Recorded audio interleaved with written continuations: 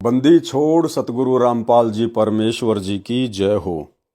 परम पिता परमात्मा सारी सृष्टि के रचनहार कुल मालिक असंख्य ब्रह्मांडों के स्वामी जगत गुरु तीनों लोकों में प्रवेश करके सबका भरण पोषण करने वाले राजाधिराज आत्माधार नाथों के नाथ देवों के देव महादेव सर्वेश्वर महेश्वर मृत्युंजय अजरो अमर आदि अनादि सनातनी प्रभु जगत पिता जगदीश्वर श्री श्री 1008 की उपाधि के वास्तविक अधिकारी अकाल मूरत सौद स्वरूपी राम वासुदेव सर्वगतम ब्रह्म परम पूज्य प्रथम पूज्य परम संत परम पुरुष परम धनी परम दयालु सत्य कबीर हक्का कबीर अल्लाहु कबीर अल्लाहु अकबर बाखबर अल्लाह ताला जगत के तारणहार जगत के मुक्तिदाता जगत के जगन्नाथ हारे के सहारे हिंदुओं के राम मुसलमानों के अल्लाह सिखों के वाहिगुरु ईसाइयों के मसीह दया के सागर दया निधि करुणा के सागर करुणा निधि स्वयंभू परिभू संकट मोचन कष्ट हरण मंगल करण दुख भंजन अविगत कबीर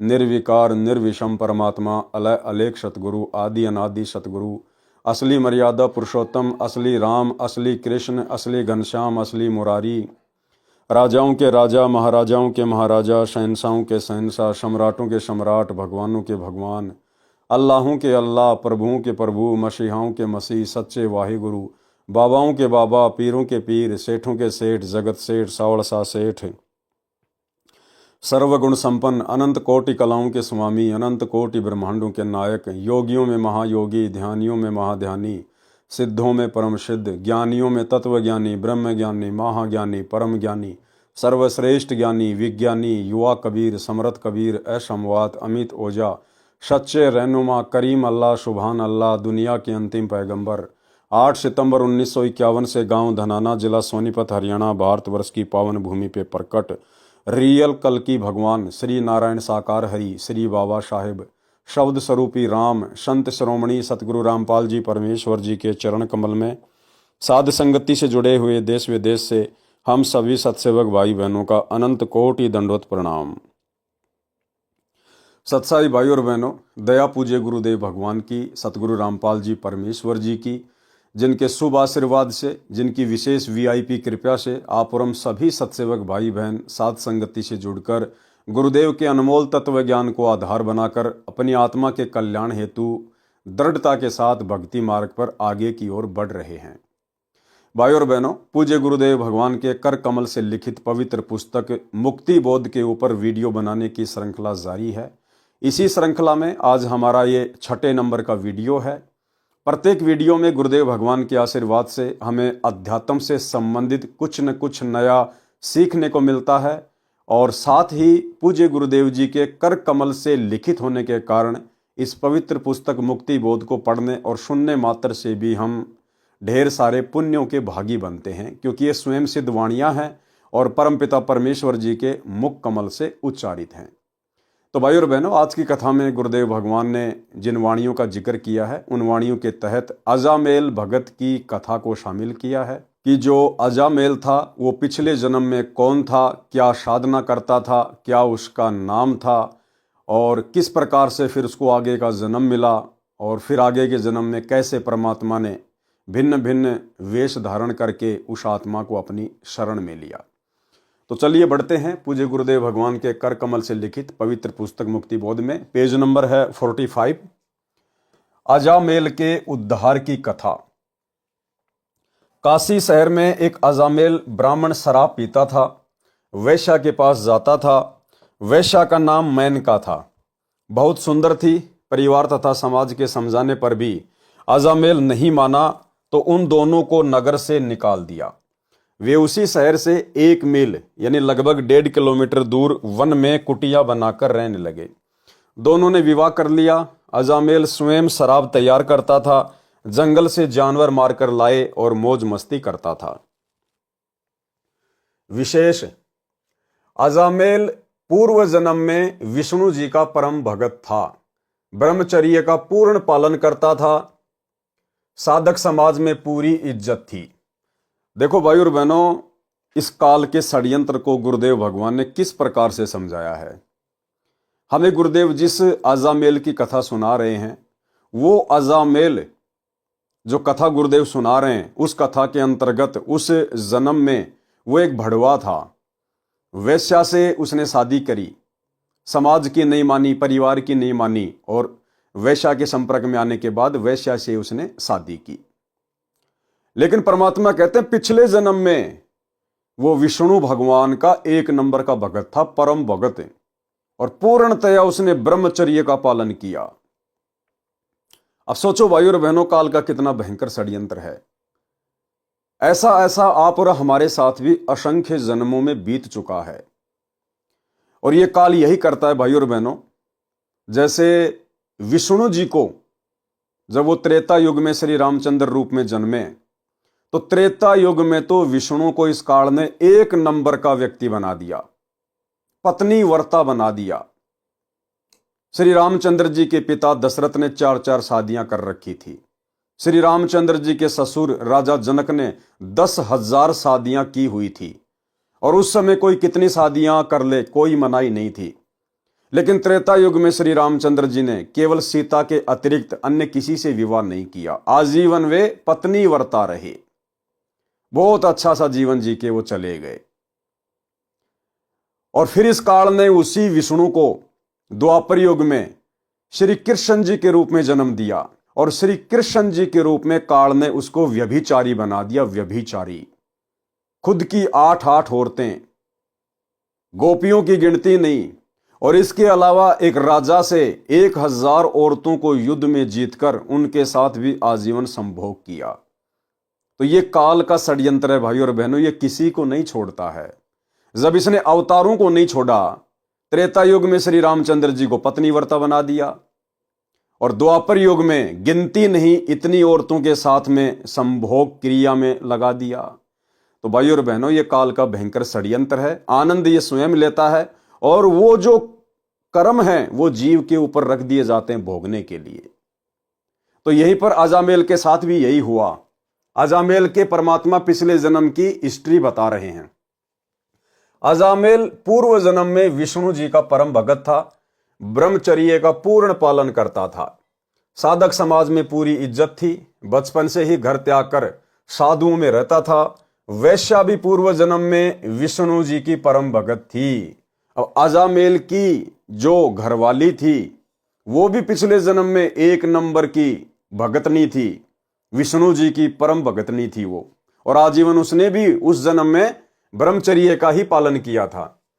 वैश्या भी पूर्व जन्म में विष्णु जी की परम भगत थी, ब्रह्मचर्य का पूर्ण पालन करती थी, पर पुरुष की ओर कभी दोष दृष्टि से नहीं देखती थी। इस लक्षण से साधक समाज में विशेष सम्मान था। साधकों में ध्यान समाधि लगाने का विशेष प्रचलन है, जो केवल काल प्रेरणा है। हठ योग है, जो गीता तथा वेदों में मना किया है।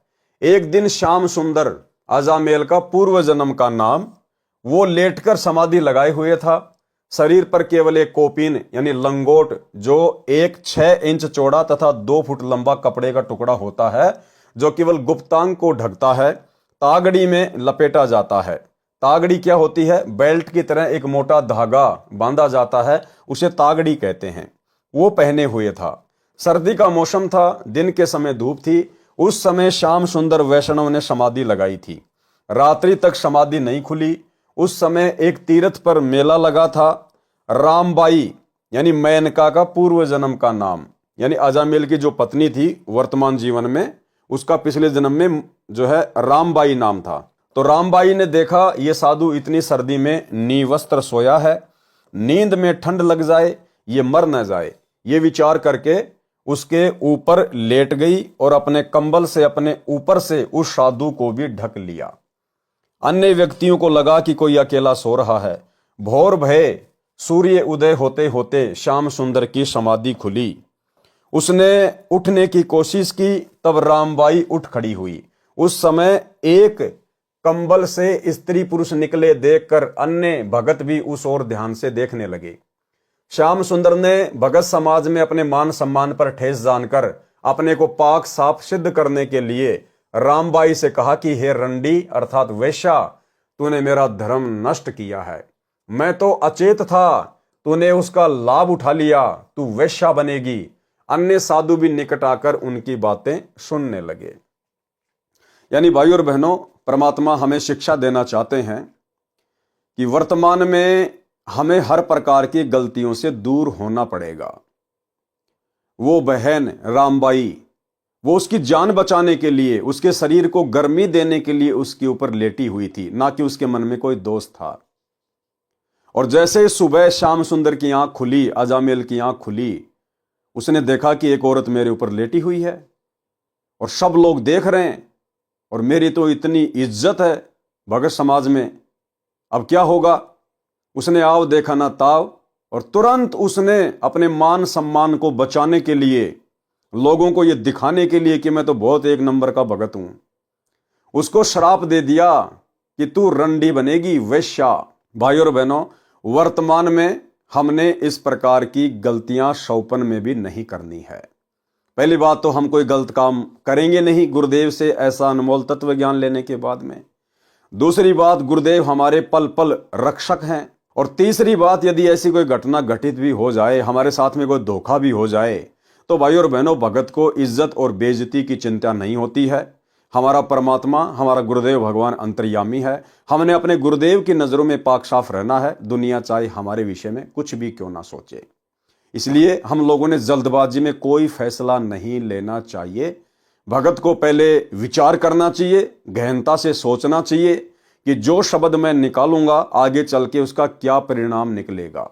उसके बाद ही सोच समझ के भगत ने अपनी जुबान से शब्द निकालने चाहिए। और एक छोटे से सत्संग में गुरुदेव ने बताया कि तीर कमान से और बात जुबान से एक बार निकलने के बाद वापस नहीं आती है, फिर केवल पछतावा ही पछतावा होगा। इसलिए भक्तों ने बहुत सोच समझ कर बोलना चाहिए। सुनिए, अब वही तो बात है ना, कहते हैं तीर कमान से और वचन जुबान से निकलने के बाद वो वापस नहीं आता। तो सोच समझ कर हमने हर क्रिया बोल चाल करनी चाहिए। तो भाई और बहनों, ये शिक्षा है आप और हमारे लिए, क्योंकि हम काल ब्रह्म के उपासक नहीं हैं श्याम सुंदर की तरह। हम पूर्ण ब्रह्म परमेश्वर सतगुरु रामपाल जी परमात्मा के उपासक हैं, उनके भगत हैं, उनके शिष्य हैं। और उनके भगत में कितना धैर्य होना चाहिए, कितना सोच समझकर शब्द उच्चारित करने की जो कला है वो होनी चाहिए। तो हम सभी भगत भाई बहनों ने बहुत सोच विचार के भक्ति मार्ग पर कोई शब्द निकालना चाहिए। तू वैश्या बनेगी, अन्य साधक भी निकट आकर उनकी बातें सुनने लगे। अब रामबाई भी वैसी थी, वो भी काल ब्रह्म की उपासक थी। रामबाई ने कहा कि हे भाई जी, श्राप देने से पहले सच्चाई तो जान लेते। आप निवस्त्र सर्दी में ठिठुर रहे थे, आप अचेत थे। आपके जीवन की रक्षा के लिए मैंने आपको ताप यानी गर्मी देने के लिए मैं आपके ऊपर लेटी थी। कंबल बहुत पतला है, चद्दर से भी पतला है, इसलिए मुझे इस पर विश्वास नहीं हुआ। एक बहन ने भाई की रक्षा के लिए यह बदनामी मोल ली है। आपने इसके फल में मुझे बद्दुआ यानी श्राप दिया है। सुन ले, तू अगले जन्म में भड़ुआ बनेगा, वैश्याओं के पास जाया करेगा। दोनों ने एक दूसरे को श्राप देकर अपनी भक्ति का नाश कर लिया। इसलिए परमात्मा कहते हैं भक्ति मार्ग में दुआ और बद्दुआ ये भगत के लिए जहर के समान है, जहर के समान। भाई हमें परमात्मा मिल गया, सर्वशक्तिमान भगवान मिल गया। अगर हम मर्यादा में हैं, भक्ति कर रहे हैं, तो भला हमारा कोई बिगाड़ क्या देगा। इसलिए भक्तों को टेंशन नहीं होनी चाहिए। भक्तों को तो परमात्मा कहते हैं कि चिंता तो हरि नाम की और न चिंता दास, और जो कोई चिंता नाम बिना सोए काल की फास।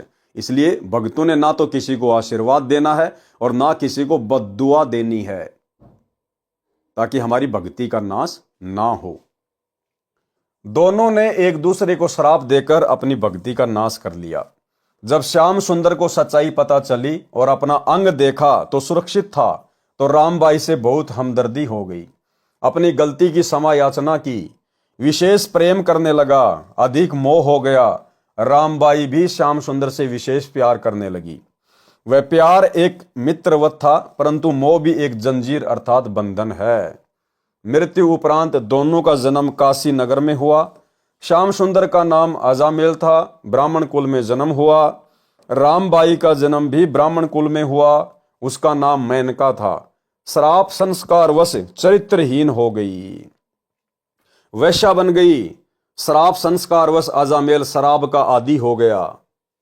वैश्या मेनका के पास जाने लगा। दोनों को नगर से निकाल दिया गया। दोनों लगभग 40-45 वर्ष की आयु के हो गए थे।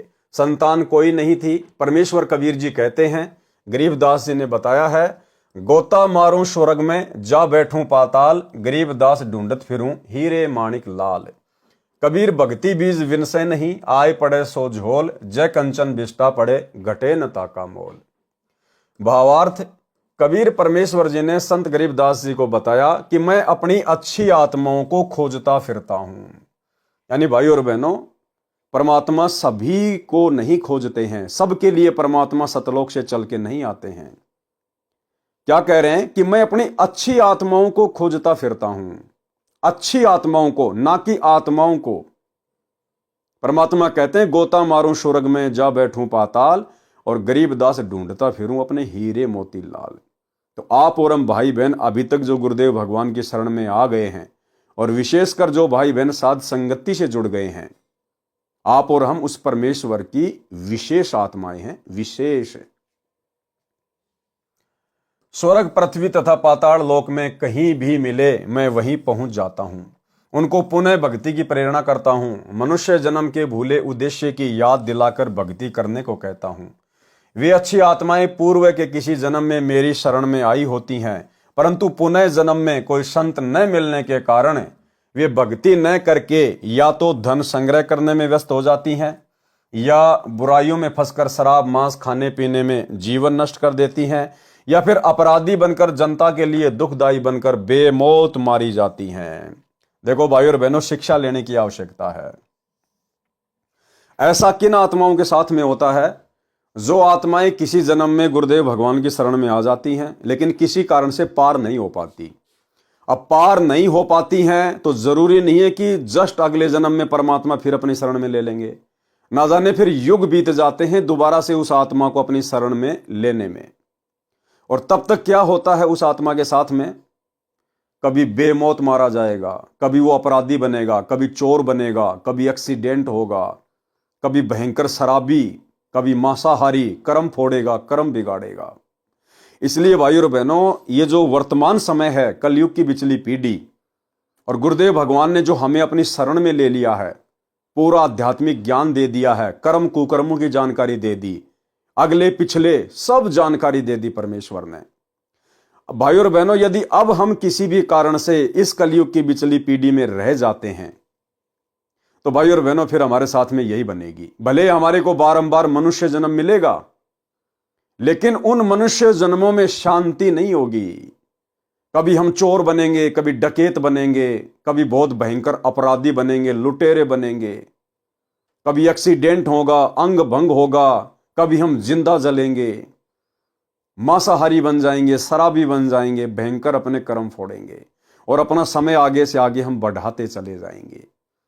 इसलिए भाई और बहनों, अगर बात समझ में आई है तो इस कलयुग की बिचली पीढ़ी में आप और हम भाई बहनों का ये अंतिम मनुष्य जन्म होना चाहिए। अंतिम मनुष्य जन्म, अंतिम योनि, हमारा केवल एक ही टारगेट हो जाना चाहिए, केवल सतलोक, इसके अलावा कुछ नहीं। परंतु पुनः जन्म में कोई संत न मिलने के कारण वे भक्ति न करके या तो धन संग्रह करने में व्यस्त हो जाती हैं, या बुराइयों में फंसकर शराब मांस खाने पीने में जीवन नष्ट कर देती हैं, या फिर अपराधी बनकर जनता के लिए दुखदाई बनकर बेमौत मारी जाती है। उनको उस दलदल से निकालने के लिए मैं कोई न कोई कारण बनाता हूं। वे आत्माएं तत्व ज्ञान के अभाव से बुराइयों रूपी कीचड़ में गिर तो जाती हैं, परंतु जैसे कंचन यानी सोना यानी गोल्ड टट्टी में गिर जाए तो उसका मूल्य कम नहीं होता। यानी परमात्मा की नजरों में उन आत्माओं की कीमत कम नहीं होती है। टट्टी यानी बिस्टा से निकाल कर साफ कर लें, उसी मोल बिकता है। इसी प्रकार जो जीव मानव शरीर में एक बार मेरी यानी कबीर परमेश्वर जी की शरण में आ जाता है, इसी प्रकार जो जीव मानव शरीर में एक बार मेरी यानी कबीर परमेश्वर जी की शरण में किसी जन्म में आ जाता है, प्रथम द्वितीय या तीनों मंत्रों में से कोई भी प्राप्त कर लेता है, किसी कारण से नाम खंडित हो जाता है, मृत्यु हो जाती है तो उसको मैं नहीं छोड़ूंगा। क्या कहते हैं परमात्मा? उसको छोड़ूंगा नहीं, लेकिन उसने जन्म तो बढ़ा लिया, अपनी आपत्तियां तो बढ़ा ली, संकट तो बढ़ा लिए। कलयुग में सब जीव पार होते हैं। यदि कलयुग में भी कोई उपदेशी रह जाता है तो सतयुग, त्रेता युग, द्वापर युग में उन्हीं की भक्ति से मैं बिना नाम लिए, बिना धर्म कर्म किए, आपत्ति आने पर अनोखी लीला करके रक्षा करता हूं।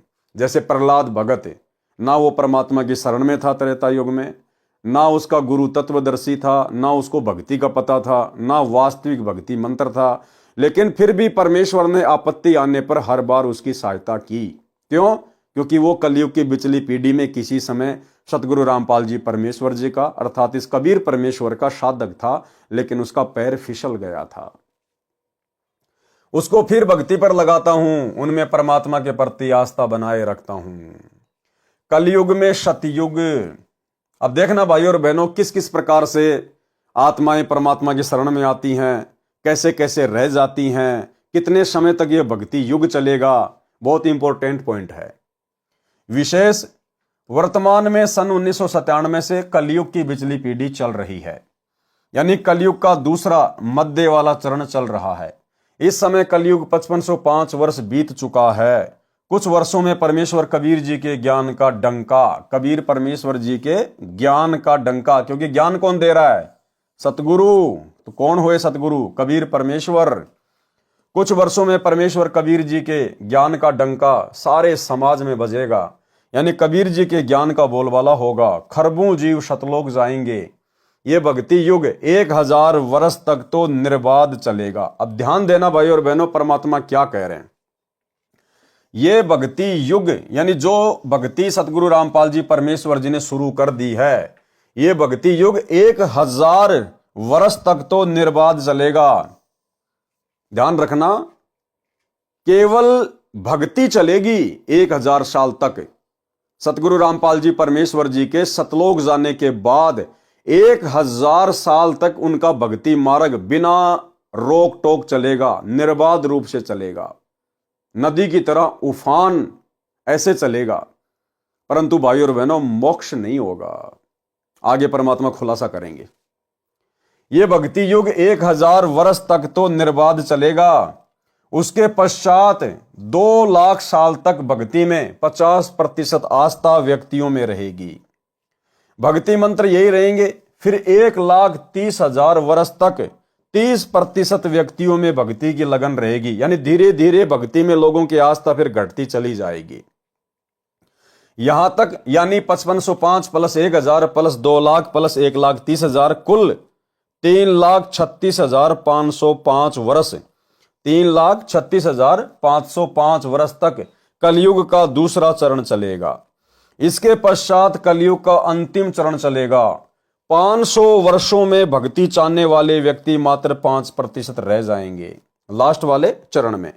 तीसरे चरण का समय 95,495 वर्ष रह जाएगा। फिर भक्ति चाहने वाले तो होंगे, परंतु भक्ति विधि समाप्त हो जाएगी, यानी ये मंत्र, ये आरती, ये सत्संग सब कुछ समाप्त हो जाएगा कलयुग के लास्ट में, एंड में। जो व्यक्ति 1000 वर्ष वाले समय में तीनों मंत्र लेकर पार नहीं हो पाएंगे, वे ही 50% तथा 30% तथा 5% उस समय की जनसंख्या में भक्ति चाहने वाले रहेंगे।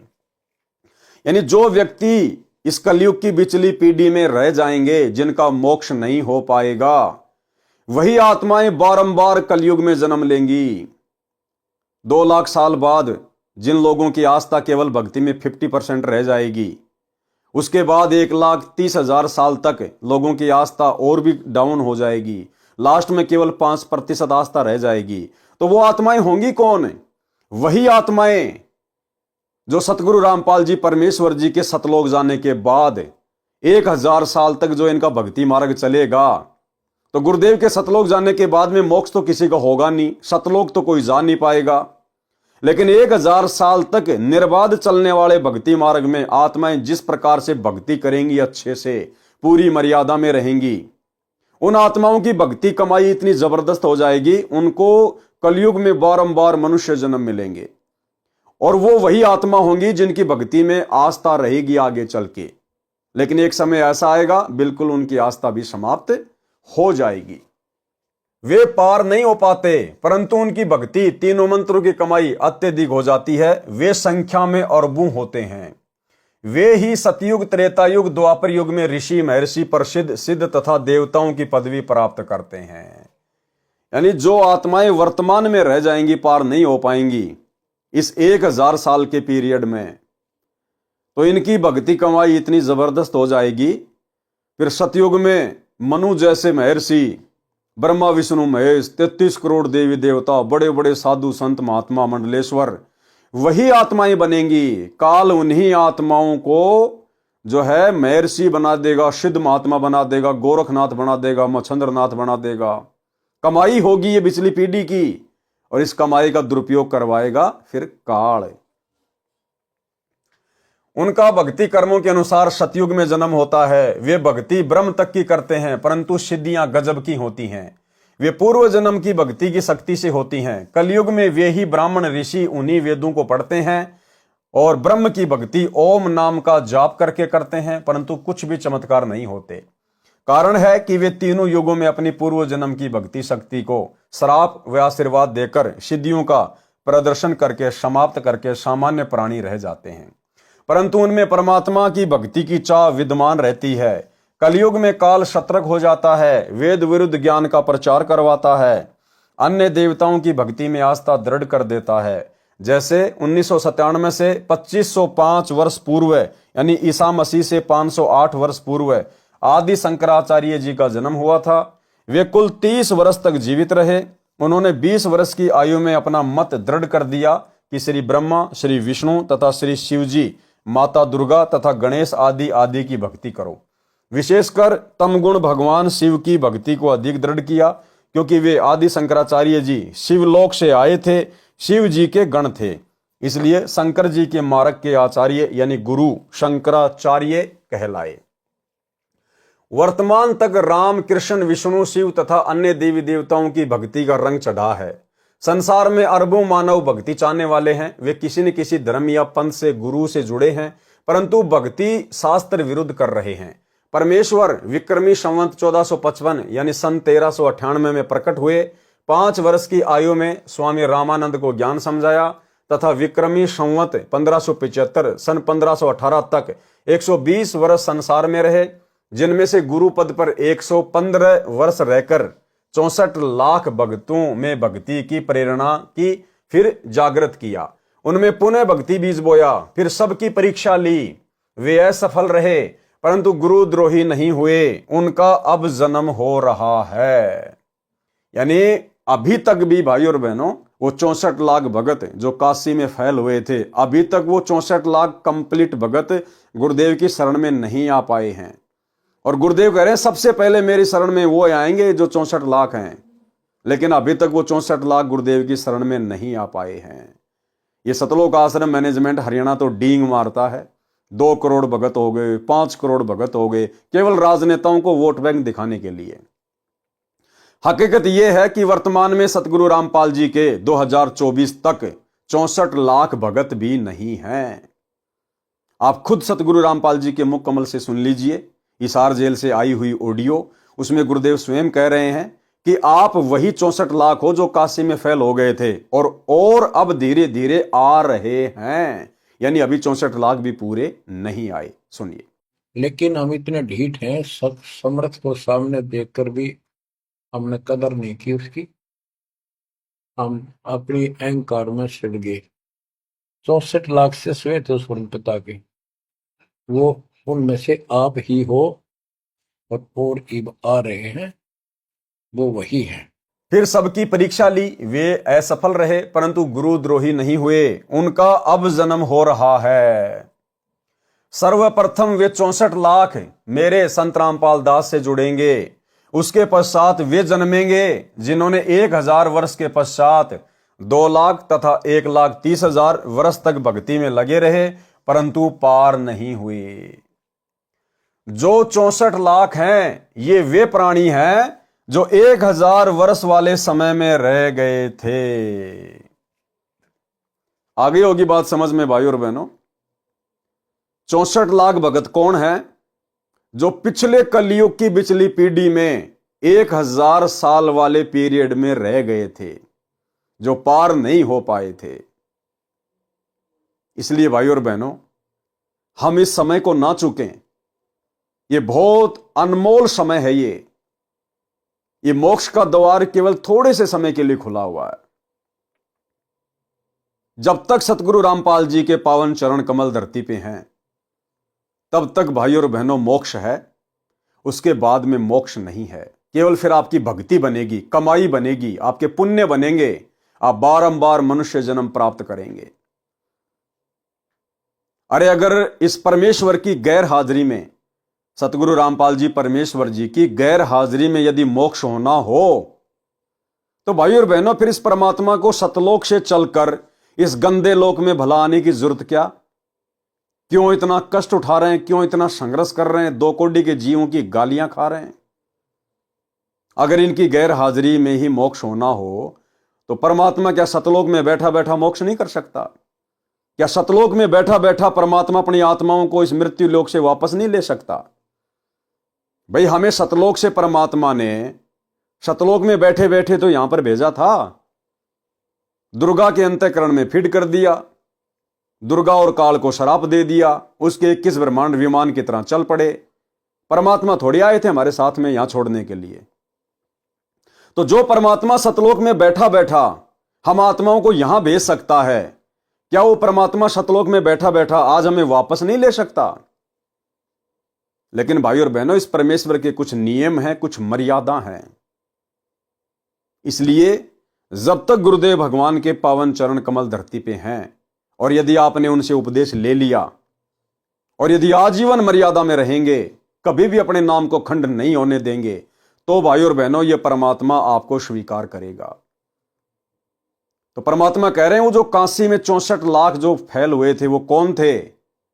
वही थे जो कभी किसी कलयुग की पिछली पीढ़ी में जो पार नहीं हो पाए। उनको परमात्मा ने फिर बारंबार मनुष्य जन्म देकर और 64 लाख को अपनी शरण में लिया। फिर हमारी बैटरी चार्ज की परमात्मा ने 650 साल पहले, और फिर परमेश्वर ने हमें वर्तमान समय में मानव जन्म दिया। तो सबसे पहले तो मौका है 64 लाख को। सबसे पहले मौका है 64 लाख को, और उसके बाद भाई और बहनों नई कलम चढ़ेगी। केवल नई कलम चढ़ेगी। एक छोटा सा सत्संग गुरुदेव भगवान का, जिसमें परमात्मा कहते हैं कि पार तो 64 लाख ही होंगे जो काशी में बिछुड़ गए थे। बाकी परमात्मा नई कलम भी चढ़ाएंगे। नई कलम यानी प्रथम बार भी आत्माओं को, चाहे कितनी आत्माएं क्यों ना हो, जो उनकी शरण में आना चाहे, अरबों खरबों, परमात्मा अपनी शरण में लेंगे, नई कलम चढ़ाएंगे, भक्ति का बीज डालेंगे। लेकिन पार होने का मौका केवल उन 64 लाख आत्माओं को ही है। तो एक छोटा सा सत्संग सुनिए। में 64 लाख थे, और अब के वो 64 लाख तो होंगे ही होंगे। हो सकता है एक और भी नई कलम भी चढ़ा दे परमात्मा, नई कलम भी लगाएंगे। क्योंकि भक्ति का प्रारंभ होना ये बहुत ही ईश्वरीय रजा, और ऐसे कोई सर्कमस्टांस, ऐसे कोई परमात्मा माहौल पैदा करता है जिसके कारण ये प्राणी और कोई विकल्प ना जानकर ईश्वर की ही शरण चाहता है, तो वो भी उसके ऊपर एक मेहर होती है। चाहे कोई दुख में प्रभु की तरफ अग्रसर होता है, चाहे कोई सुख में अग्रसर होता है, वो उसका बहुत ही अच्छा पुण्य और प्रभु की विशेष रजा होती है। किसी भी कारण से आप परमात्मा के चरणों में पहुंच जाते। हम बता रहे थे आपको कि जाप अजप्पा मिल जावे, फिर सुमरण में मन लाना। तो भाई और बहनों, सत्संग सुन के आपकी समझ में आ गई होगी बात। दूसरी बात भाई और बहनों, एक छोटा सा सत्संग गुरुदेव भगवान का, ताकि आप और हमारे अंदर भय पैदा हो और हम इस भक्ति को हल्के में ना लें, गफलत में ना लें। गुरुदेव भगवान कह रहे हैं कि बच्चों, आज से पहले यह भक्ति नहीं थी, और इस दास के जाने के बाद यह भक्ति समाप्त हो जाएगी। भक्ति यानी मोक्ष। अरे भक्ति तो पहले भी थी। भक्ति क्या सतयुग में नहीं थी क्या? क्या सतयुग में परमात्मा नहीं आए थे क्या सत्सुकृत नाम से? तो उस समय क्या उन्होंने लोगों को भक्ति नहीं दी? दी थी। त्रेता युग में परमात्मा मुनिंद्र रूप में आए थे, लाखों को भक्ति दी। फिर द्वापर में परमात्मा करुणामय रूप में आए, लाखों को भक्ति दी। और 650 साल पहले परमात्मा अपने ओरिजिनल नाम से आए, कबीर नाम से, 64 लाख को भक्ति दी। फिर गुरुदेव ये क्यों कह रहे हैं कि आज से पहले ये भक्ति नहीं थी? भक्ति का मतलब है मोक्ष। आज से पहले चारों युगों में भक्ति तो थी, लेकिन उस समय मोक्ष नहीं होना था। इसलिए परमात्मा कहते हैं आज से पहले बच्चों ये भक्ति नहीं थी, और इस दास के जाने के बाद ये भक्ति अर्थात मोक्ष समाप्त हो जाएगा। पहले सुनिए छोटा सा सत्संग। मात पिता मिल जाएंगे, मात पिता मिल जाएंगे, 184 माही, ये सतगुरु सेवा और ये भक्ति भाई फेर मिलन की नाही। इससे पहले नहीं थी यह भक्ति, और इस दास के बाद यह भक्ति समाप्त हो जाएगी। अब तो चलेगी कुछ वर्षों तक, फिर कलयुग तो बहुत लंबा चौड़ा विशेष है, उसमें ये नहीं रहेगी लास्ट में। तो वीडियो आपने सुना भाई और बहनों, उम्मीद करूंगा बात आपके समझ में आ गई होगी कि यदि मोक्ष है तो सतगुरु रामपाल जी के धरती पर रहते सहते हैं। कोशिश करो कि आप अपनी भक्ति करके, गुरु को प्रसन्न करके, और गुरु के धरती पर रहते सहते निकल जाओ यहां से।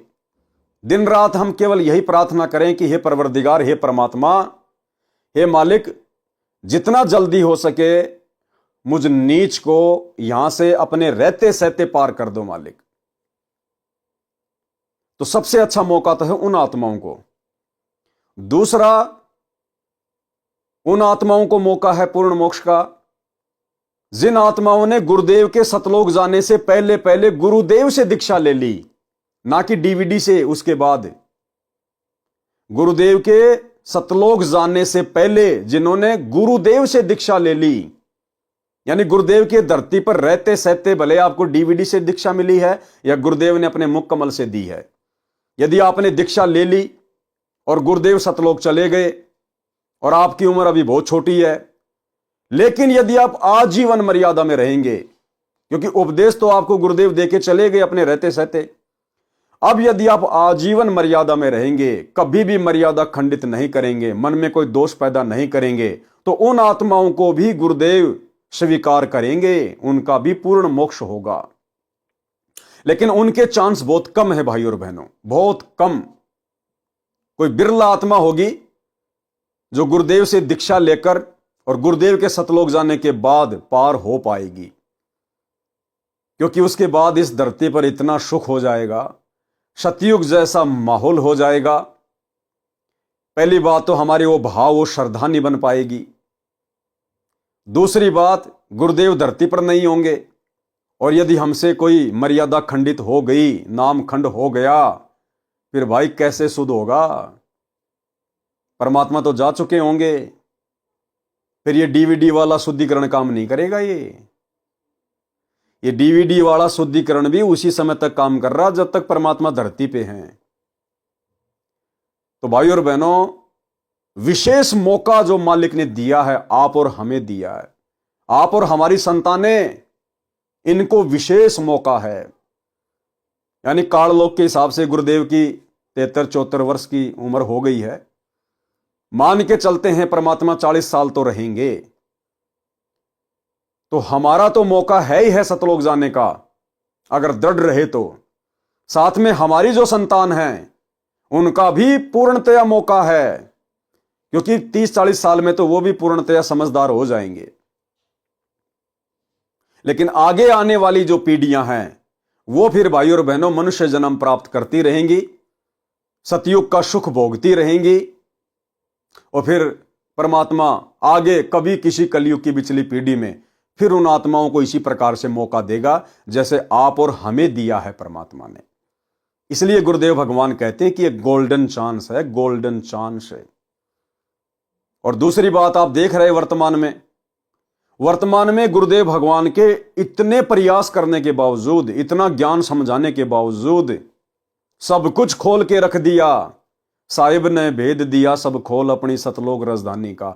उसके बाद भी चंद सत्सेवकों को छोड़कर, साध संगति से जुड़े हुए भाई बहनों को छोड़कर कितनी आत्माएं हैं जो गुरुदेव भगवान के ज्ञान को सीरियस ले रही हैं, जो गुरुदेव भगवान की निर्विघ्न भक्ति कर रही हैं, जो मर्यादा तोड़ने की सौपन में भी नहीं सोचती।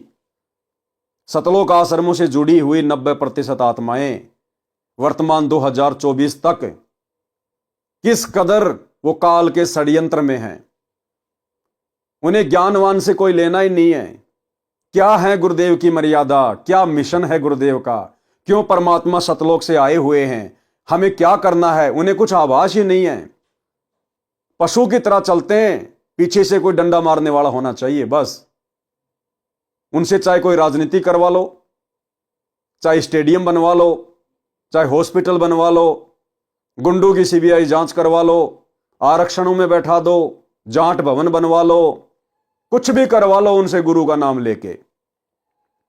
तो जब गुरुदेव के वर्तमान में धरती पर रहते सहते 90% आत्माओं का ये हाल है, तो सोचो भाई और बहनों, जब गुरुदेव परमानेंट सतलोक चले जाएंगे, उसके बाद भला आत्मा कैसे मर्यादा में रह पाएंगी।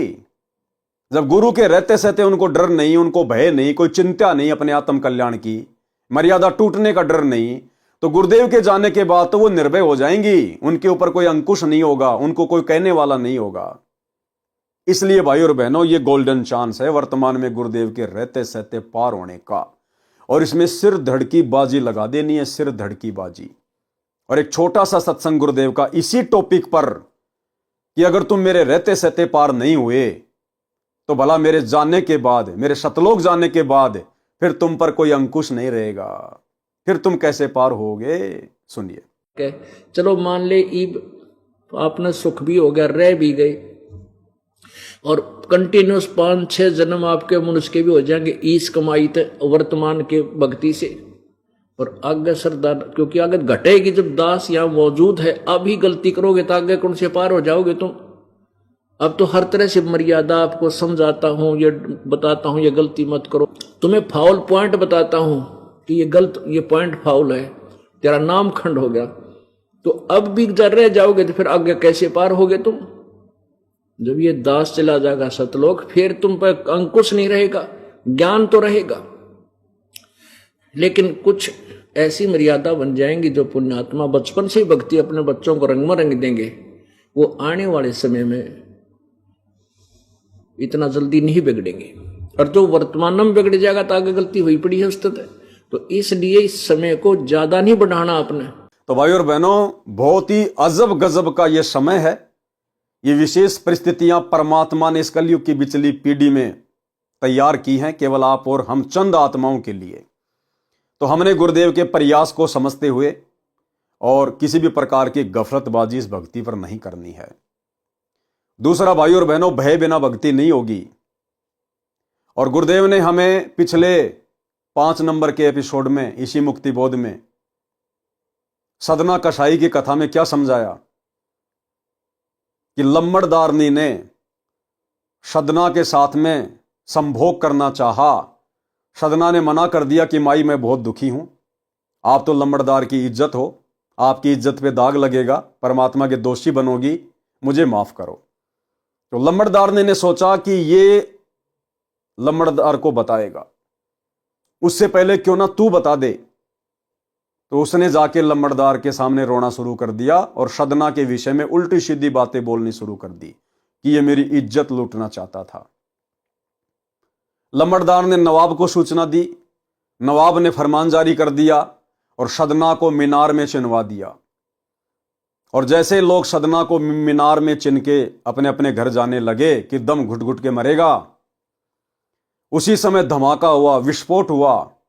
कुछ ईंटें नवाब के घर पे जाके गिरी, कुछ लम्बड़दार के घर पे जाके गिरी, और लम्बड़दारनी के दोनों जो स्तन थे वो कट के नीचे गिर गए। भयंकर पीड़ा, दर्द, चिल्लारी।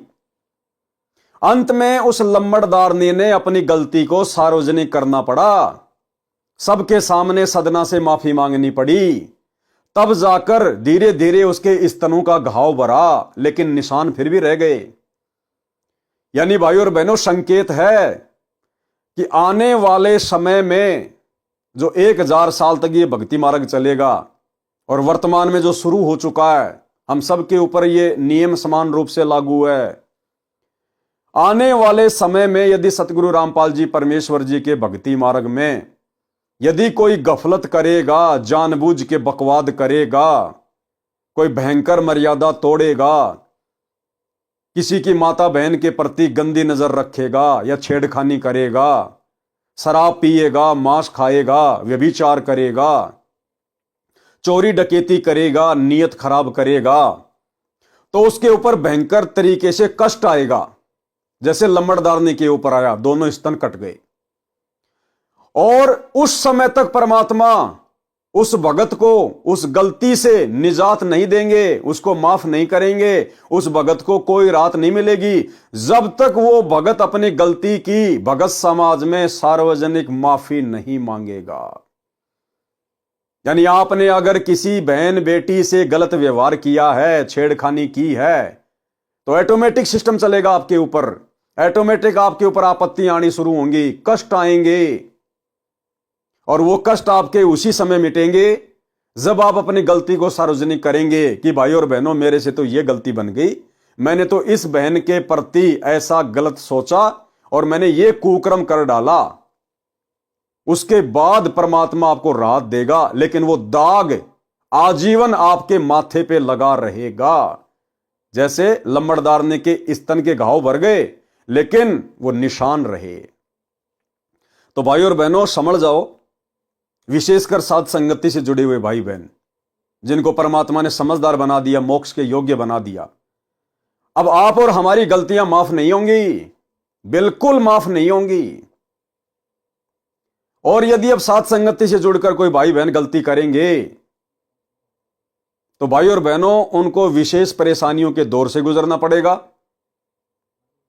और जब तक वो अपनी गलती को सार्वजनिक नहीं करेंगे, वीडियो बनाकर, क्योंकि सोशल मीडिया का जमाना है, जब तक वो अपनी गलती को सार्वजनिक नहीं करेंगे कि भाई मेरे से ये गलती बन गई, परमात्मा मुझे क्षमा करें, भगत समाज मुझे माफ करे, तब तक परमात्मा उसको राहत नहीं देगा।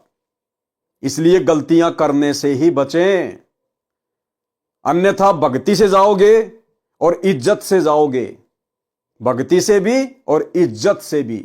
और इसी संबंध में भाई और बहनों, गुरुदेव ने एक सत्संग में कथा सुनाई कि एक व्यक्ति ने ऐसा कोई जुर्म कर दिया और सजा के तौर पर उसको कहा गया कि या तो 100 कोड़े खा ले या फिर 100 प्याज खा ले। तो उस व्यक्ति ने सोचा क्यों ना मैं प्याज खा लेता हूं, कोड़े में तो दर्द होगा। तो उसने प्याज खाना शुरू कर दिया, 10, 15, 20 प्याज खाई, आगे नहीं खाई गई। तो बोला भैया कोड़े खा ले। फिर उसने कोड़े भी खाए। यानी पहले तो उसने प्याज खाना शुरू किया कि मैं बच जाऊंगा, लेकिन 100 प्याज थोड़ी खाई जाती हैं। बोला भाई साहब नहीं खाई जा रही। तो बोला भैया कोड़े खा ले। फिर उसने कोड़े भी खाए, यानी डबल सजा भुगती उसने, डबल सजा। अगर पहले ही वो कोड़े खा लेता तो प्याज खा के पेट खराब करने की कहां आवश्यकता थी। तो इसी प्रकार भाई और बहनों, आने वाले समय में डबल डबल सजा भुगतनी पड़ेगी अगर सतगुरु रामपाल जी भगवान के भगत अगर गलती करेंगे तो, क्योंकि धरती पर इनके भक्तों के अलावा और कोई रहेगा भी नहीं। 2028 युग परिवर्तन का समय है, जितनी भी जनसंख्या बचेगी वो केवल इन्हीं की भक्ति करेगी, डर के मारे।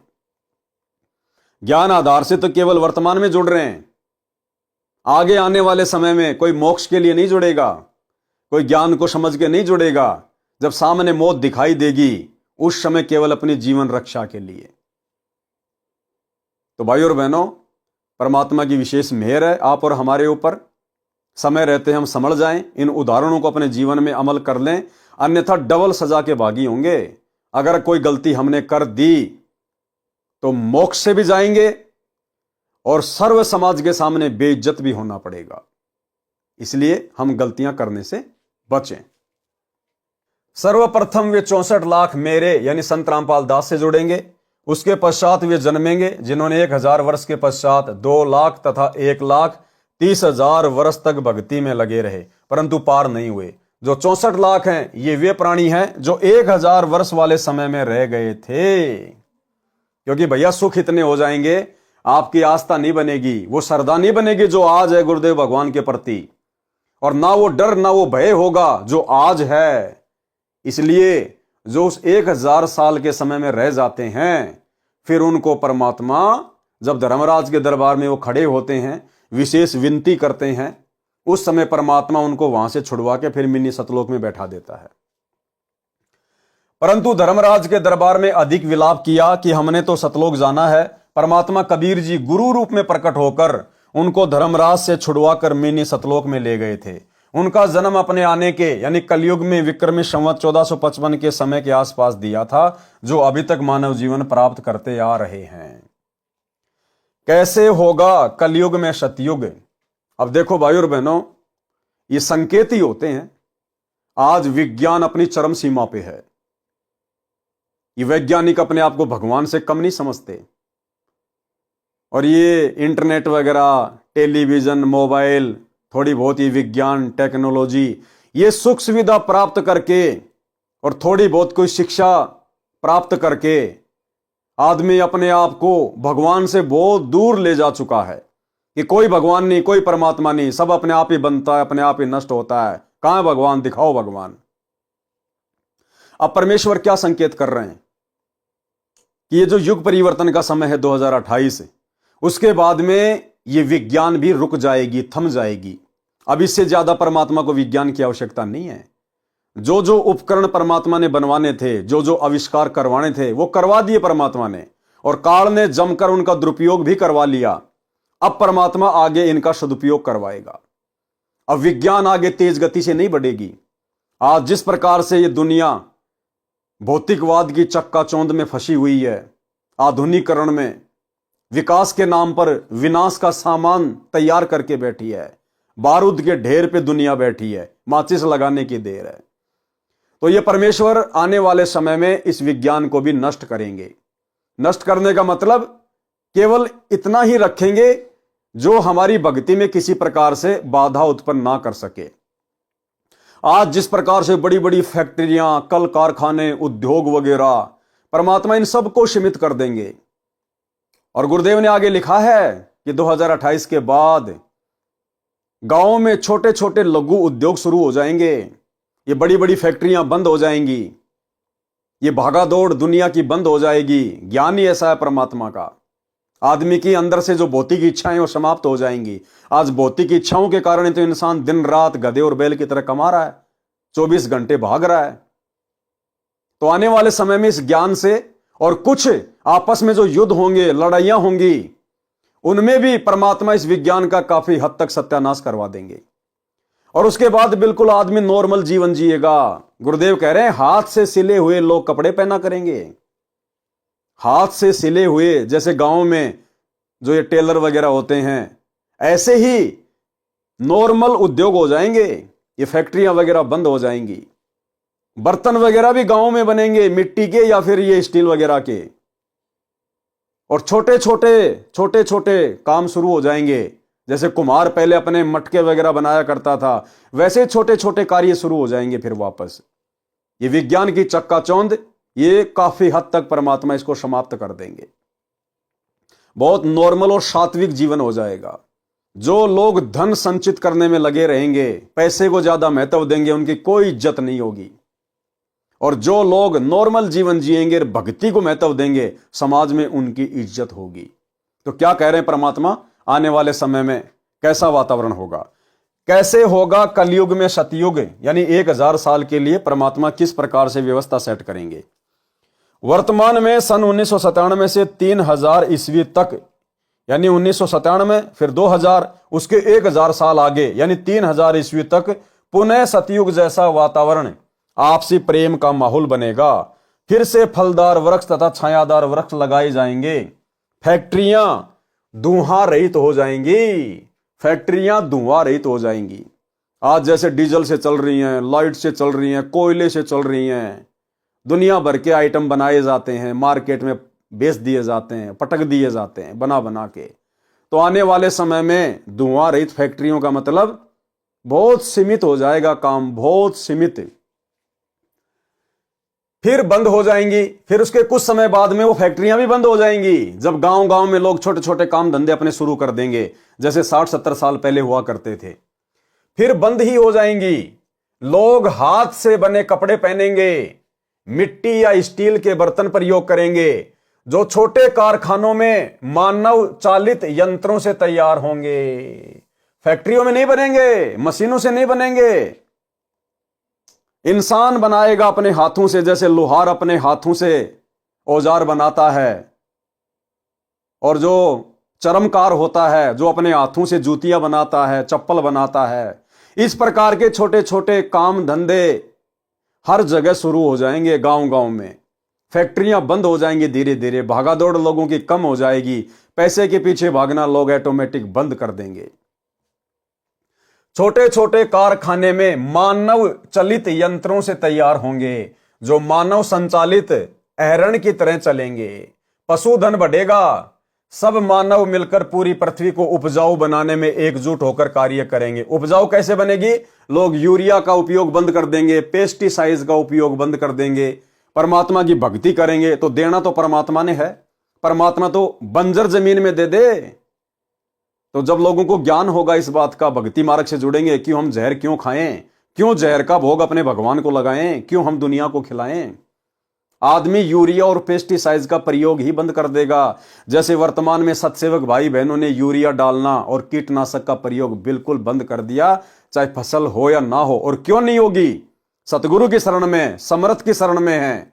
वो तो बिना जमीन के दे दे, बिना बीज के दे दे, फिर हम तो उसकी शरण में, उसके भगत हैं। परमात्मा सब कुछ देगा। पशुधन बढ़ेगा, सब मानव मिलकर पूरी पृथ्वी को उपजाऊ बनाने में एकजुट होकर कार्य करेंगे। कोई धनी व्यक्ति अहंकारी नहीं होगा, वह अधिक धन दान में देगा। जो अधिक धन संग्रह करेगा उसे मूर्ख कहा जाएगा। उसको ज्ञान समझाकर सामान्य जीवन जीने की प्रेरणा दी जाएगी, जिसको वह स्वीकार करेगा। सामान्य जीवन जीने वाले और भक्ति दान धर्म करने वालों की प्रशंसा हुआ करेगी। पश्चिमी देशों यानी अमेरिका, इंग्लैंड आदि आदि वाली सभ्यता समाप्त हो जाएगी। स्त्री पुरुष पूरे वस्त्र पहना करेंगे, सुख में जीवन जिएंगे, एक दूसरे की सहायता अपने परिवार की तरह करेंगे। कलयुग में सतयुग 1000 वर्ष तक चलेगा। अब देखो भाई और बहनों, ध्यान से देखना, कलयुग में सतयुग 1000 वर्ष तक चलेगा। केवल सतयुग जैसा माहौल चलेगा, 1000 साल तक ये भक्ति मार्ग चलेगा। सतयुग जैसा वातावरण होगा, लेकिन मोक्ष नहीं होगा। मोक्ष तो जब तक गुरुजी हैं तब तक होगा। शब्दों को ध्यान से समझिएगा, क्या कह रहे हैं परमात्मा।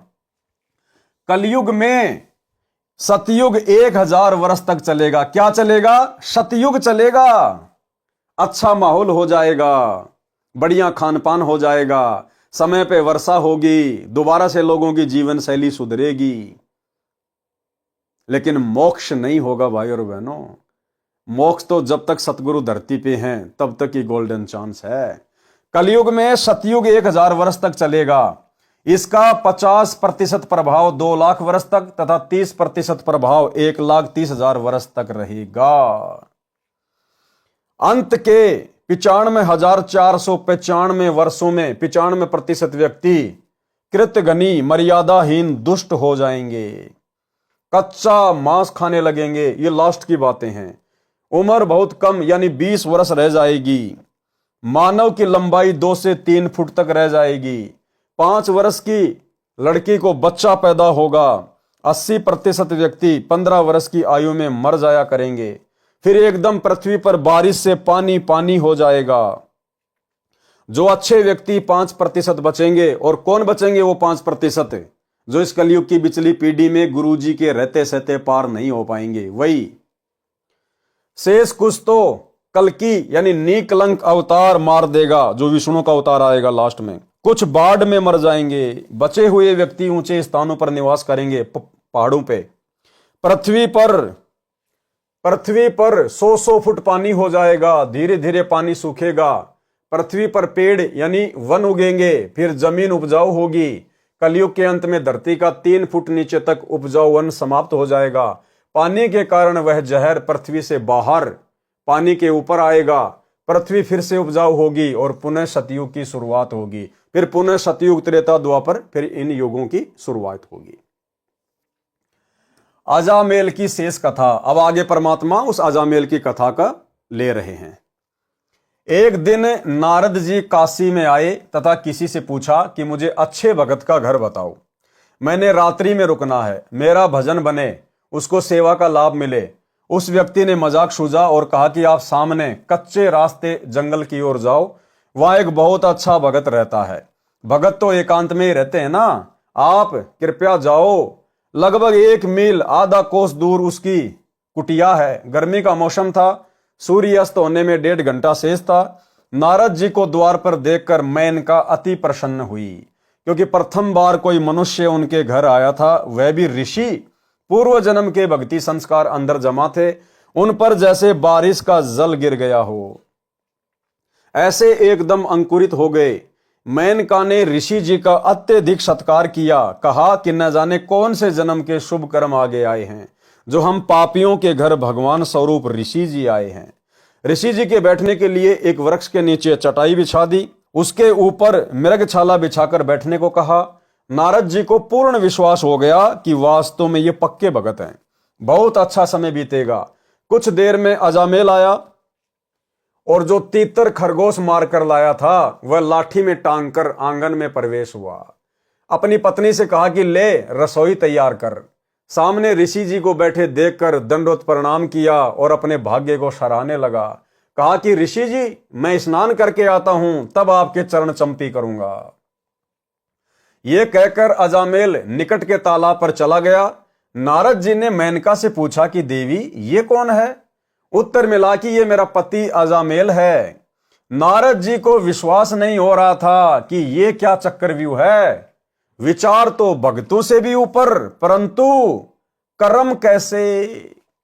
नारद जी ने देखा इनके विचार तो भक्तों से भी ऊपर हैं, लेकिन इनके जो ये कर्म हैं, ये देखो कितने बिगड़े हुए हैं।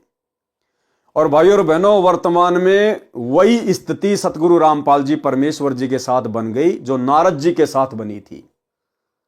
आज मजबूरन सतगुरु रामपाल जी परमेश्वर जी को शतलोक आश्रमों से जुड़ी हुई संगत, अपने परिवार और कोऑर्डिनेटरों के विषय में ये शब्द बोलने पड़ गए कि बच्चों तुम क्या कर रहे हो? अच्छे इंसान तो जगत में भी ऐसा नहीं करते जैसा तुम भगत कर रहे हो।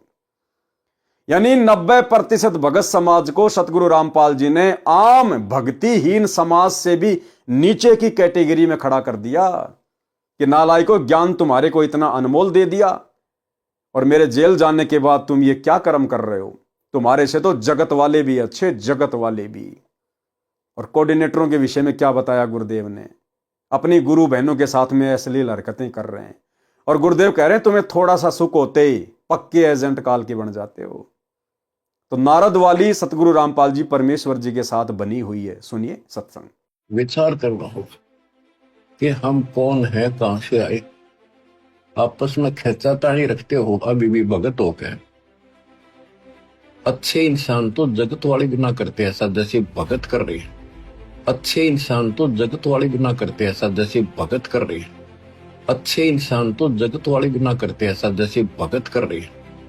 किसी को छोटी सी सेवा दे देते, कोऑर्डिनेटर बना दिया, वो ने सोचा मैं खुदा बन गया। अरे इतना शिक्षा तो बने, मजदूर बनो सीखो, मजदूर। और कई देखा है कि कोऑर्डिनेटर या जिसकी जो भी व्यवस्था लगाई जाती है व्यवहार भी ठीक नहीं करते, धमकान लग जाते, फुरकान लग जाते। और कुछ ऐसी भी शिकायतें आई हैं जो बहन बेटियों के साथ गलत मैसेज भी डालते हैं। तो वो दुष्ट लोग ना तो कोऑर्डिनेटर के योग्य है ना वो भगत के योग्य। और कुछ ऐसी भी शिकायतें आई हैं जो बहन बेटियों के साथ गलत मैसेज भी डालते हैं। तो वो दुष्ट लोग ना तो कोऑर्डिनेटर के योग्य है ना वो भगत के योग्य। और कुछ ऐसी भी शिकायतें आई हैं जो बहन बेटियों के साथ गलत मैसेज भी डालते हैं। तो वो दुष्ट लोग ना तो कोऑर्डिनेटर के योग्य है ना वो भगत के योग्य। तो ऐसा तो संगत माई कुसंगत उपजेगी और ऐसी कुसंगत होगी फिर हम रखेंगे नहीं उसको खेत में। किसान उस कुबाड़ को पाड़ कर खेत तो बाहर फेंक देता है।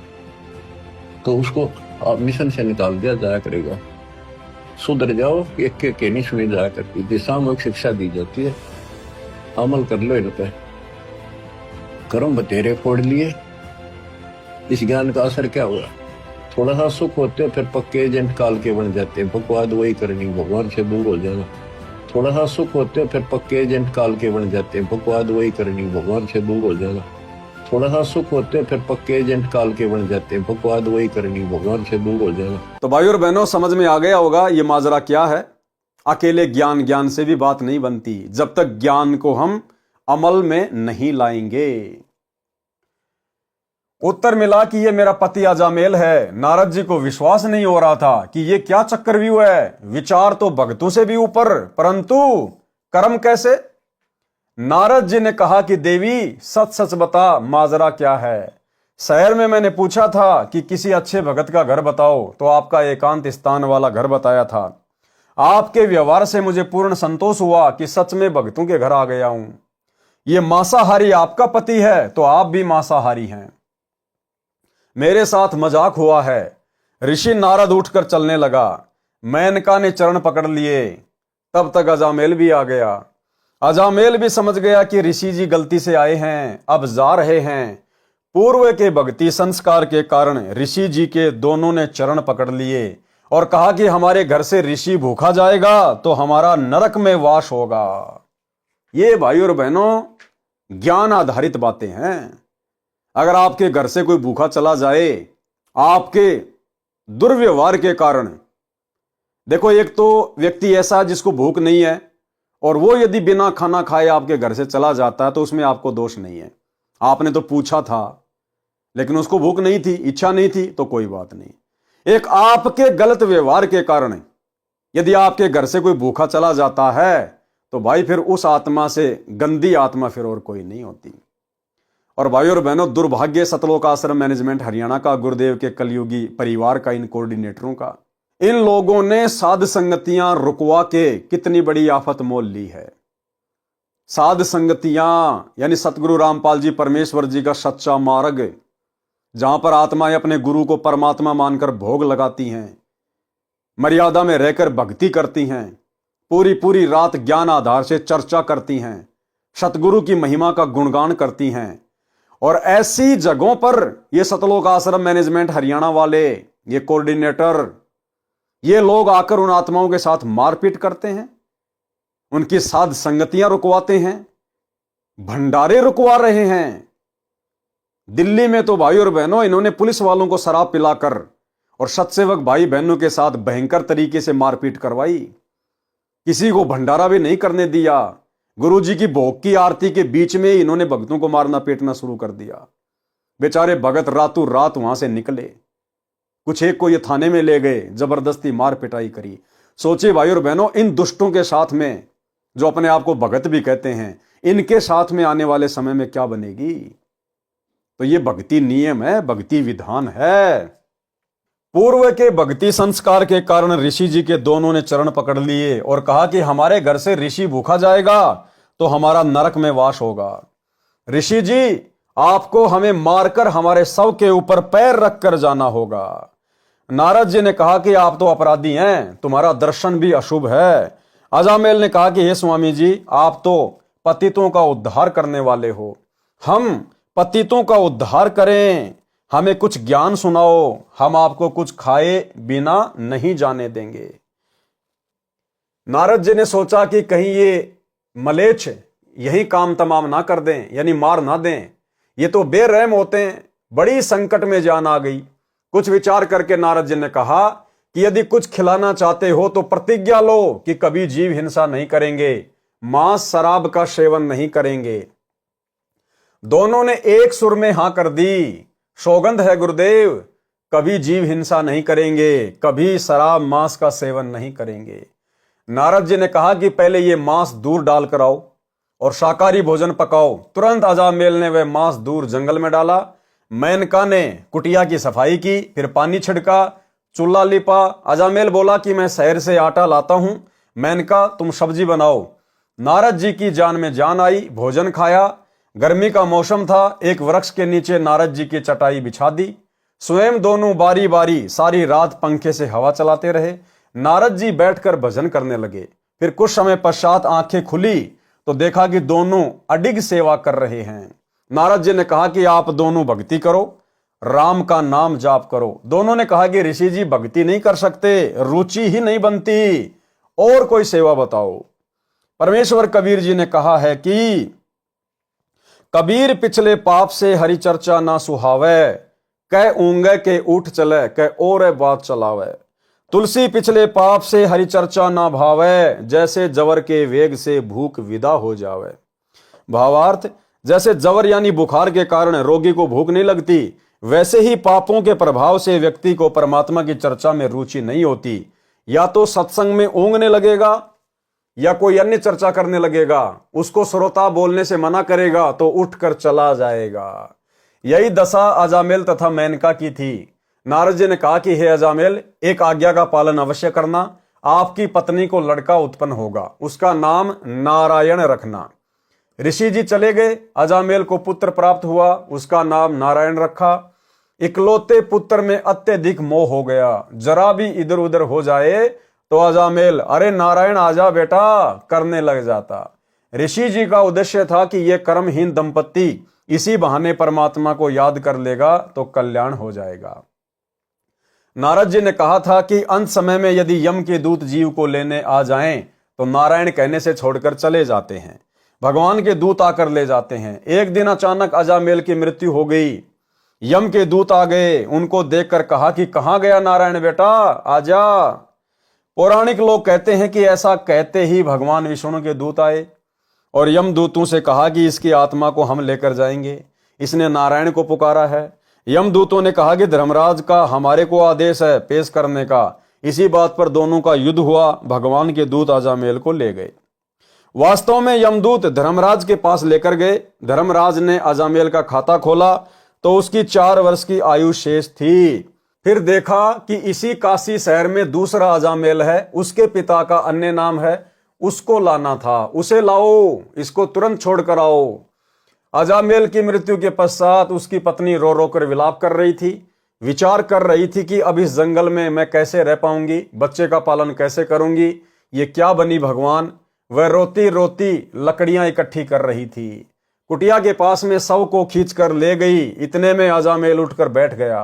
कुछ देर तो शरीर ने कार्य ही नहीं किया। कुछ समय के बाद अपनी पत्नी से कहा कि ये क्या कर रही हो। पत्नी की खुशी का ठिकाना नहीं था। कहा कि आपकी मृत्यु हो गई थी। अजामेल ने बताया कि यम के दूत मुझे धर्मराज के पास लेकर गए। मेरा खाता देखा तो मेरी 4 वर्ष आयु शेष थी। मुझे छोड़ दिया और काशी शहर से एक अन्य अजामेल को लेकर जाएंगे, उसकी मृत्यु होगी। अगले दिन अजामेल शहर गया तो अजामेल के शव को शमशान घाट ले जा रहे थे।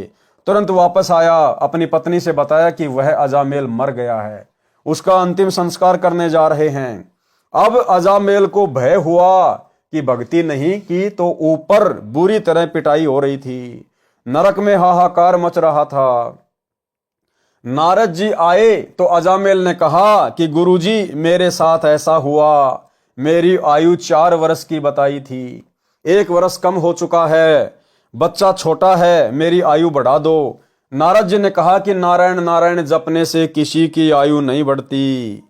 जो समय धर्मराज ने लिखा है उससे 1 श्वास भी घट बढ़ नहीं सकता। कथा सुनाई कि आयु वृद्धि होती है या नहीं। एक ऋषि था, उसको किसी ने हस्तरेखा देखकर बताया कि आपकी 3 दिन आयु शेष है। वह ऋषि चिंतित हुआ और बोला कि कोई उपाय बताओ जिससे मेरी आयु 4 वर्ष बढ़ जाए, मैं भक्ति करना चाहता हूं। ऋषि को उस ज्योतिष शास्त्री ने बताया कि आप तो अच्छे उद्देश्य के लिए आयु वृद्धि चाह रहे हो, चलो प्रजापति ब्रह्मा जी के पास चलते हैं, वे जीवों की उत्पत्ति करता है। ब्रह्मा जी के पास गए और उद्देश्य बताया तो ब्रह्मा जी ने कहा कि मैं तो उत्पत्ति तो कर सकता हूं, आयु की वृद्धि का अधिकार मेरे पास नहीं है। फिर सोचा कि विष्णु जी के पास चलते हैं। ऋषि जी का उद्देश्य अच्छा है।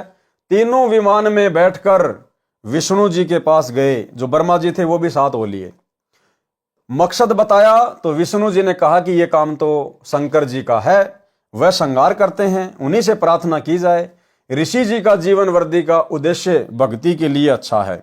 विष्णु जी ब्रह्मा जी तथा वे दोनों सब शंकर जी के पास गए, उनको उद्देश्य बताया तो शंकर जी ने कहा कि ऋषि जी का उद्देश्य तो बहुत अच्छा है, परंतु मेरे को तो आदेश धर्मराज से आता है, उन्हीं की मृत्यु का आदेश यमदूतों भूतों को करता हूं, चलो धर्मराज के पास चलते हैं। उस दिन उस ऋषि जी की मृत्यु का दिन था। तीनों ब्रह्मा विष्णु शिव देवता तथा ऋषि और ज्योतिष शास्त्री मिलकर धर्मराज के कार्यालय में गए तथा ऋषि की आयु वृद्धि के लिए कहा तथा उद्देश्य बताया कि यह केवल भक्ति के लिए आयु वृद्धि चाहता है। धर्मराज ने उस ऋषि का खाता यानी अकाउंट खोला तो उसमें उसी दिन उसी समय मृत्यु लिखी थी। उस ऋषि की तुरंत मृत्यु हो गई। तीनों देवता धर्मराज से नाराज हो गए, कहा कि आपने हमारी इज्जत नहीं रखी, आपने ये अच्छा नहीं किया। धर्मराज ने वह लेख दिखाया जो उस ऋषि की मृत्यु के विषय में था। उसमें लिखा था कि ऋषि जी की मृत्यु धर्मराज के दरबार में ब्रह्मा विष्णु शिव तथा ज्योतिष शास्त्री की उपस्थिति में दिन के इतने बीत जाने पर हो। आप जी ने तो मेरा कार्य आसान कर दिया। ये लेख मैं नहीं लिखता, ये तो विधाता की ओर से अपने आप लिखे आते हैं। यदि आप आयु बढ़वाना चाहते हैं तो अपनी आयु में से दान कर दो, तो मैं इसकी आयु बढ़ा सकता हूं। ये बात सुनकर सब चले गए। ये कथा सुनाकर नारद जी ने कहा कि इस बचे हुए समय में खूब नारायण नारायण कर ले। नारद जी चले गए। अजामेल की चिंता और बढ़ गई कि भक्ति का लाभ क्या हुआ। 2 वर्ष जीवन शेष था। परमेश्वर कबीर जी एक ऋषि वेश में अजामेल के घर प्रकट हुए। अब भाई और बहनों, पहले भी सारा खेल नारद ऋषि के रूप में कबीर परमात्मा सतगुरु रामपाल जी भगवान ही कर रहे थे। बाद में तो परमात्मा इसलिए दूसरा रूप बना के गए क्योंकि उससे पहले परमात्मा ने नारद ऋषि के रूप में उनके अंदर भक्ति की जो है वो कसक पैदा कर दी और परमात्मा ने एक झटका दे दिया था, उसकी मृत्यु करवा दी। वो धर्मराज के दरबार में जाके आ गया। उसने वहां पर हाहाकार देखी, नरक में किस प्रकार से जीवात्माएं अपना कर्म दंड भोगती हैं। और धर्मराज ने भी कहा था कि ये तो बहुत नीच आदमी है, इसका तो 4 साल बाद में अकाउंट लेंगे, इसके साथ तो बहुत बुरी बनेगी। तो उसके अंदर इतना भय पैदा हो गया था। फिर लास्ट में गए परमात्मा किसी अन्य रूप में और उस समय परमात्मा ने फिर उसको मंत्र दिया, तब जाकर वो आजीवन भक्ति में लगा रहा। 2 वर्ष जीवन शेष था। परमेश्वर कबीर जी एक ऋषि वेश में अजामेल के घर प्रकट हुए। अजामेल ने श्रद्धा से ऋषि जी का सम्मान किया, अपनी समस्या बताई। ऋषि रूप में सत्य पुरुष जी ने कहा कि आप मेरे से दीक्षा लो, आपकी आयु बढ़ा दूंगा। लेकिन अजामेल ने नारद जी से कथा सुनी थी कि जो आयु लिखी है वह बढ़ घट नहीं सकती। विचार किया कि दीक्षा लेकर देख लेते हैं। दोनों ने दीक्षा ली, नारायण नाम का जाप त्याग दिया, नए गुरुजी द्वारा दिया गया नाम जाप किया। मृत्यु वाले वर्ष का अंतिम महीना आया तो खाना पीना कम हो गया, परंतु मंत्र का जाप निरंतर किया। अंतिम दिन भोजन भी नहीं खाया, मंत्र जाप दृढ़ता से करता रहा। वर्ष पूरा हो गया, 1 महीना ऊपर हो गया, परंतु भय फिर भी बरकरार था। ऋषि वेश में परमेश्वर आए। दोनों पति पत्नी देखते ही दौड़े दौड़े आए, चरणों में गिर गए। गुरुदेव, आपकी कृपा से जीवन मिला है, आप तो स्वयं परमेश्वर हैं। परमेश्वर जी ने कहा कि मासा घटे न तिल बढ़े, विधाता लिखे जो लेख, और साचा सतगुरु मेट कर ऊपर मारे मेख। ठीक यही घटना भाई और बहनों सन 2000 से पहले एक भगत के साथ में घटित हुई। एक ज्योतिष ने उसको बता दिया था कि ऐसे ऐसे आपकी आयु शेष नहीं है, केवल 15 जनवरी तक आपकी आयु है, उसके बाद आपकी मृत्यु होगी। पूरे परिवार को चिंता, टेंशन। फिर उन्होंने सतगुरु रामपाल जी परमेश्वर जी से दीक्षा ली और मृत्यु का समय निकट था। तो परिवार वाले कहने लगे कि महाराज जी, हम तो इसको आपके पास ही छोड़कर जा रहे हैं, क्योंकि घर वालों को विश्वास नहीं था। तो गुरुदेव ने कहा कि कोई दिक्कत नहीं है, इसको नाम मिल गया है, मर्यादा में रहेगा, परमात्मा और बढ़ाएगा। लेकिन घर वालों ने कहा कि नहीं जी, हम तो आपके पास ही सेवा के लिए छोड़कर जा रहे हैं। तो घर वाले उसको छोड़ के चले गए। मालिक ने कहा ठीक है भाई, सेवा कर ले। अब भाई और बहनों, जैसे ही वो 15 तारीख आती है, उस भगत को चिंता शुरू हो जाती है। उसने खाना पीना कम कर दिया। 15 जनवरी वाले दिन तो कुछ खाया भी नहीं, उदास मायूस। तो गुरुदेव ने कहा रे भाई कुछ खा ले पी ले, कुछ खाया नहीं पिया? उसने कहा जी खा लिया मैंने, पी लिया। मतलब गुरुदेव से वैसे उसने झूठ बोल दिया। लेकिन दूसरे भक्तों ने बताया जी इसने तो बिल्कुल कुछ भी नहीं खाया, बिल्कुल मायूस है, आज इसका वो मृत्यु वाला दिन है। तो गुरुदेव ने कहा कि बेटा चिंता मत कर, कुछ तो खा पी ले। तो गुरुदेव के कहने से थोड़ा बहुत उसने खाया पिया। वो 15 जनवरी का पूरा दिन निकल गया, पूरी रात निकल गई, 2 4 5 दिन भी बीत गए, 15 दिन बीत गए। तब गुरुदेव ने उसको कहा रे भैया अब तो टेंशन फ्री हो जा, देख 15 दिन ऊपर बीत गए, अभी तेरा बाल बाका नहीं हुआ। तब जाकर फिर उस भगत को शांति हुई। तो भाई और बहनों, ये उम्र कौन बढ़ा सकता है? अरे ब्रह्मा विष्णु महेश के कहने से धर्मराज ने भी 1 सेकंड के लिए उस लड़के की उम्र नहीं बढ़ाई और कहा कि भैया मेरे हाथ में कुछ नहीं है, ये तो ऊपर से मेरे पास में लेख आते हैं, मैं तो उसके अनुसार सारा कार्य करता हूं। तो धर्मराज के पन्नों में वो लेख कौन देता है? सभी जीव आत्माओं के ये कर्मों का हिसाब कौन रखता है? परमेश्वर कबीर जी, सतगुरु रामपाल जी। और आज साक्षात ये परमात्मा धरती पे प्रकट है। गरीब जमजोरा जहां से डरे, मिटे कर्म के लेख, अदली असल कबीर है, कुल के सतगुरु एक। चित्रगुप्त के कागज फाड़ने वाला यही है एकमात्र परमात्मा धरती पे।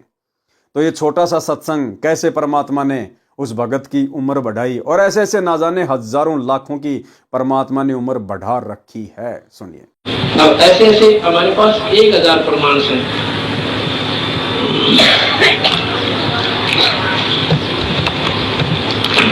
ये भगत जी मिस्त्री राज है,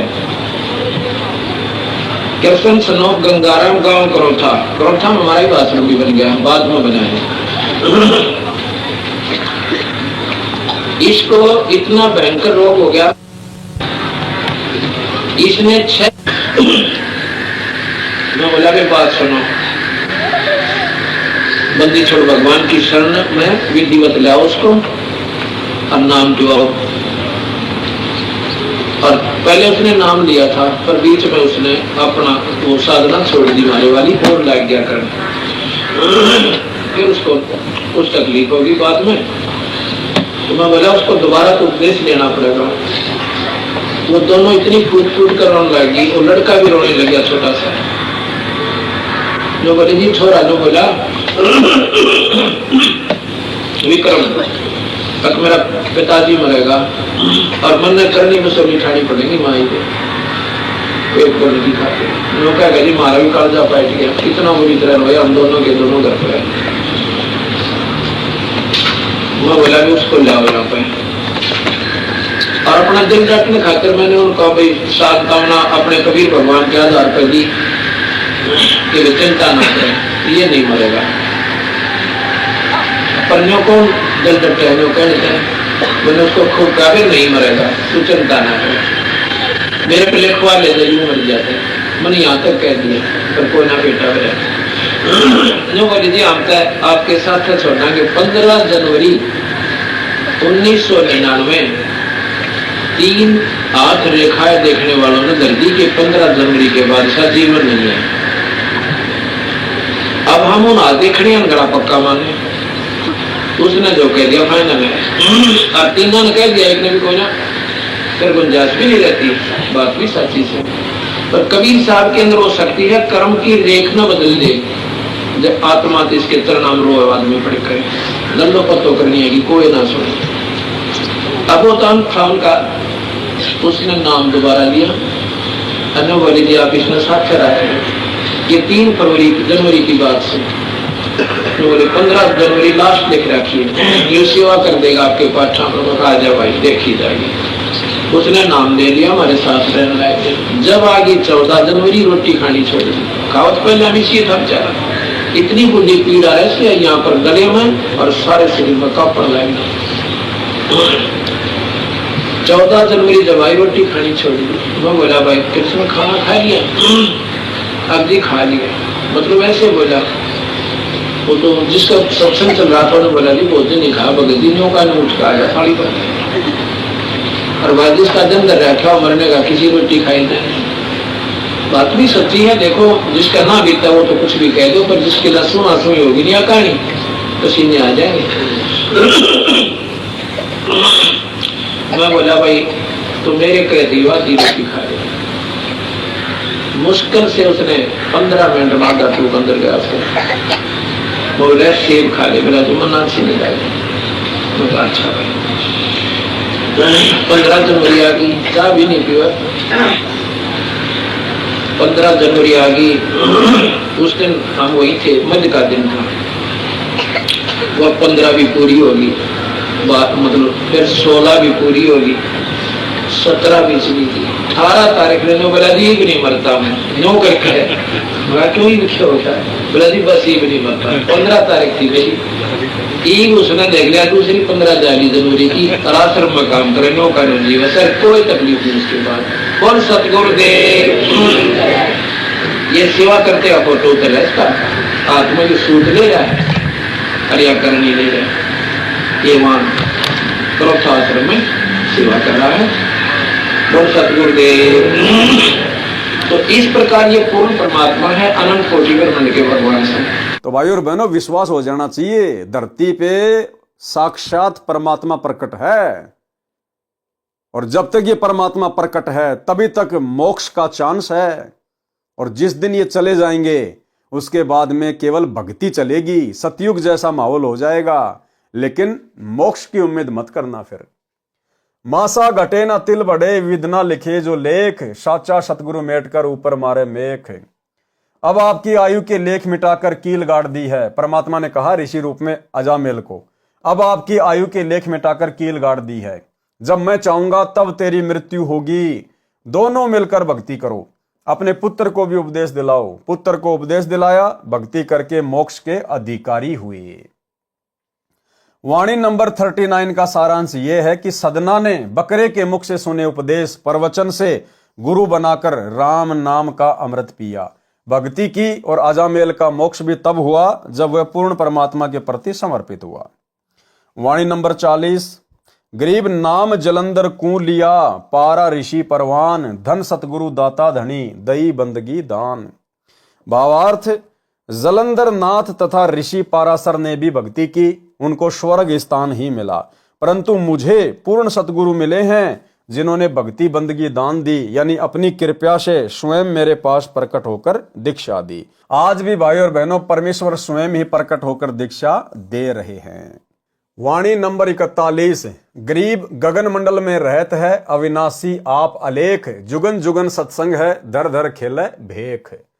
भावार्थ, जैसा कि ऋग्वेद मंडल नंबर 9 सूक्त 86 मंत्र 26-27, मंडल नंबर 9 सूक्त 82 मंत्र 1-2, मंडल नंबर 9 सूक्त 54 मंत्र 3, मंडल नंबर 9 सूक्त 96 मंत्र 16-20, मंडल नंबर 9 सूक्त 94 मंत्र 2, मंडल नंबर 9 सूक्त 95 मंत्र 1, मंडल नंबर 9 सूक्त 20 मंत्र 1 में कहा है कि परमेश्वर आकाश में सर्व लोकों के ऊपर के लोक में तीसरे भाग में विराजमान है, वहां से चलकर पृथ्वी पर आता है, वहां से चलकर पृथ्वी पे आता है। अपने रूप को सरल करके, यानी तेजोमय रूप को हल्का करके, अन्य वेश में हल्के तेज पुंज शरीर में पृथ्वी पर प्रकट होता है। अच्छी आत्माओं को यथार्थ आध्यात्मिक ज्ञान देने के लिए आता है, अपनी वाणी द्वारा ज्ञान बताकर भक्ति करने की प्रेरणा करता है, जैसे कि वर्तमान में कर रहे हैं गुरुदेव भगवान, सत्संग कर करके, वाणियां सुना सुना के। कवियों की तरह आचरण करता हुआ विचरण करता है, जैसे कि गांव गांव जाकर परमेश्वर ने कवियों की भांति गा गा कर, शब्द गा गा कर आदरणीय गरीबदास जी महाराज जी के सदग्रंथ साहिब को सुना सुना कर, जिन्होंने हमें ज्ञान में रंगा। कवियों की तरह आचरण करता हुआ विचरण करता है, अपनी महिमा के ज्ञान को कवित्व से, यानी दोहों शब्दों चौपाइयों के माध्यम से बोलता है। ये दोहे चौपाई शब्द इन्हीं के बनाए हुए हैं। 4 युगों में हम पुकारें, कूक कहा हम हेल रे, हीरे माणक मोती बरसें, ये जग चुगता ढेल रे। कवित्व से, यानी दोहों शब्दों चौपाइयों के माध्यम से बोलता है, जिस कारण से प्रसिद्ध कवि की उपाधि भी प्राप्त करता है। यही प्रमाण संत गरीबदास जी ने इस अमृतवाणी में दिया है कि परमेश्वर गगन मंडल यानी आकाश खंड सचखंड में रहता है, वह अविनाशी है, अलेख, जिसको सामान्य दृष्टि से नहीं देखा जा सकता। सामान्य व्यक्ति उनकी महिमा का उल्लेख नहीं कर सकता। अब देखो भाई और बहनों क्या कह रहे हैं परमात्मा, सामान्य व्यक्ति उस परमेश्वर की, उनकी महिमा का उल्लेख नहीं कर सकता।